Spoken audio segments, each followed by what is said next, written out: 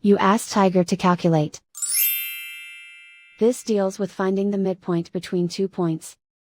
The midpoint between the 2 points is 11, 5.5. Let's solve it step by step.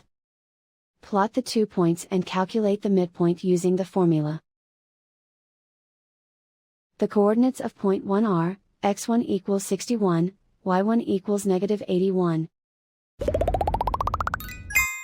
The coordinates of point 2 are, x2 equals negative 39, y2 equals 92. PM represents the midpoint of the 2 points.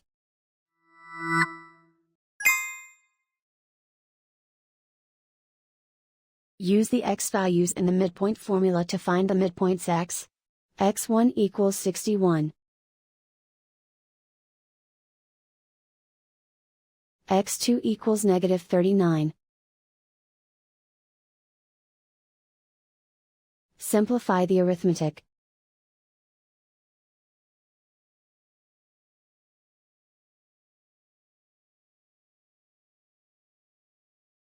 Use the y values in the midpoint formula to find the midpoints y.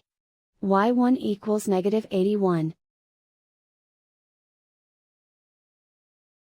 y2 equals 92. Simplify the arithmetic.